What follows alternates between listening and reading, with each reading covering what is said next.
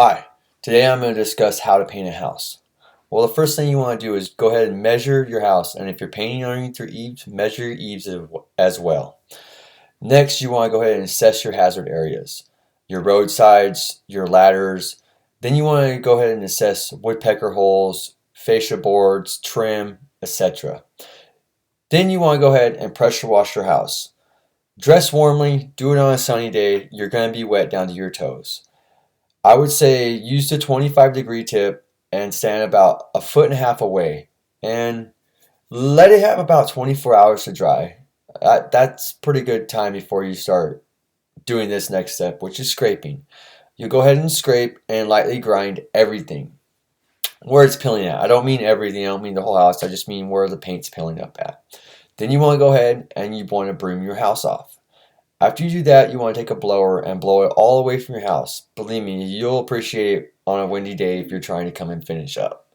Then you want to go ahead and tape up wherever you can. Tape up your windows, tape up your doors, tape up your lights. If you want, take off your lights, cover your air conditioner units.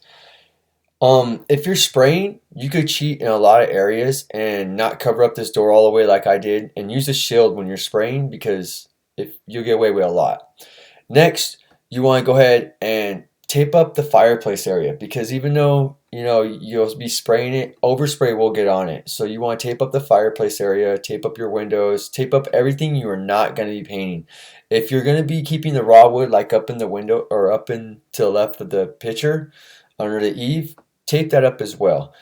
Always tape everything up. Now you want to tape up your decks. If you're going to keep your decks raw, tape those up as well. Tape, as I said, tape everything up.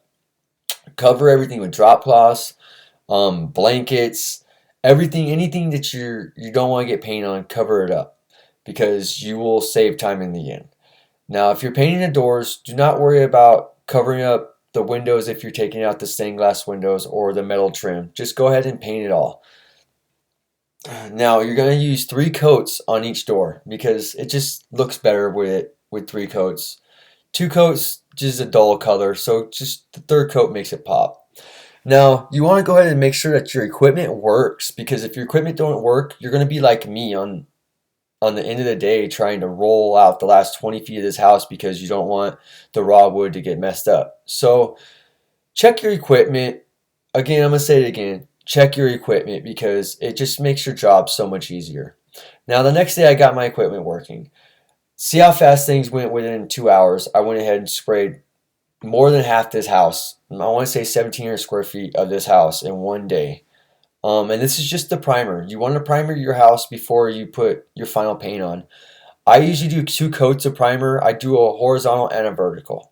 Now, when you're spraying your primer, again, use drop cloths. Tape up everything. Like in this picture, there's concrete that's taped up in the bottom. He doesn't want his concrete covered. He wanted those little round pillars to look pretty with concrete color. So tape everything up. Cover air conditioner units.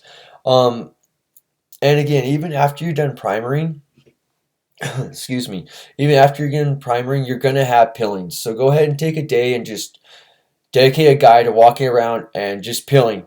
Just scrape all those peelings off in anywhere they are and put a coat of primer on there because it's going to look better towards the final paint. Now, at this point, you should pretty much be, the primer should be on your whole house. Now that you have primer on your whole house, you want to go ahead and start your eave. Now, put drop cloths all the way around your house, right up underneath your eaves because paint drips. It drips everywhere. So put 2 coats on your eaves. It's blue. While he's up there painting, if you got a guy, let him paint the top eave. While you're running around painting the handrails blue or the 2x10 fascia board blue. And again, I like to use 3 coats. 2 coats are alright when you get higher up from where the ground area is, but closer to where the areas are you see, I like to use 3 coats because it just makes it pop. And when you're keeping everything, uniformed, even when there's areas that there's not lines and the boards don't end, you got to make it look like it ended. So try to customize as much as you can because it always looks better when it's done. Now, when you're painting raw wood to it's a regular wood, like if you got raw wood around the wood you want to paint, use shields. Use a little weenie roller. It's the best. A little 1.5 inch brush to cut in real fast is pretty much the easiest. Big brushes make big messes, so remember that. At this point, you should pretty much be at this area where it's looking like this.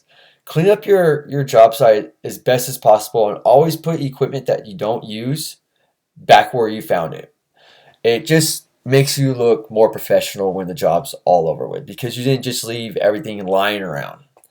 Now, when you're painting the doors again, I said assess your doors. Make sure that the stained glass windows are not going to stay in there. You know, the trim around the doors are not going to stay.